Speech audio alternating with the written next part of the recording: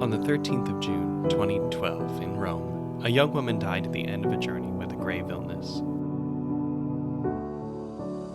It's not a news story, but this case was special. She was dressed as a bride. The funeral was a party. Her husband sang, and a crowd filled the church. Her name was Chiara Corbella, and since that day, her story has touched millions of hearts. Why? At 28, Chiara was married to the man she loved and had 3 children. A romantic story with a tragic ending? Not exactly. Chiara married Enrico after 6 years of a difficult engagement. Surely God wanted him for her. 2 children arrived quickly. The first, Maria Grazia Aleteia, and 1 year later, David Gianna. Both had different grave birth defects that weren't related to their parents' genes. Their condition was incompatible with life, but as Chiara says, not incompatible with eternal life. God taught Chiara and Enrico to accompany their children on their way to Him. That's something worth living for. This is why Chiara and Enrico decided to carry them to term and entrust them to the Father not even an hour after birth.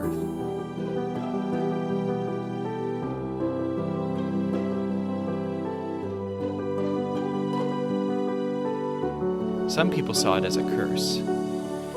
Many people around them didn't understand and left them. Others came to them attracted by the faith and contagious joy of these 2 spouses.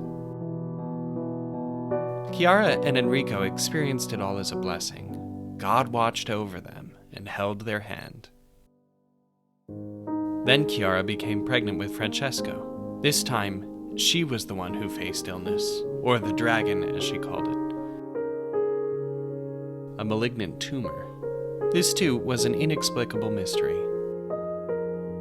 God knocked once again on the door of their hearts, asking them to love Him above all things, and not to put down roots except in heaven.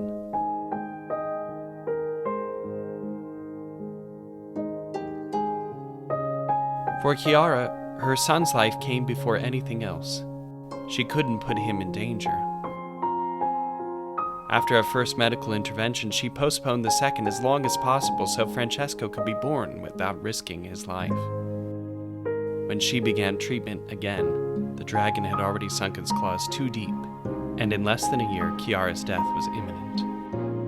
Father Vito, the Franciscan friar who had spiritually accompanied them right from the start, said, "Chiara didn't die for Francesco. She gave her life to Francesco." The group that formed around Chiara and Enrico got bigger and bigger. They prayed for healing, but Chiara knew that a real miracle is a heart prepared to do God's will. One step at a time, one day at a time. They made a last pilgrimage to Medjugorje to once again carry out the secret of their life. Abandonment to the Mother of God, who, as at Cana, repeats to us, "Do whatever He tells you." By that time, Chiara had only a few days left to live. Her life and her legacy are contained in a profound and terrible question. She asked her husband, "What is more striking, a woman healed from a tumor, or a father happy with his baby without the mother?"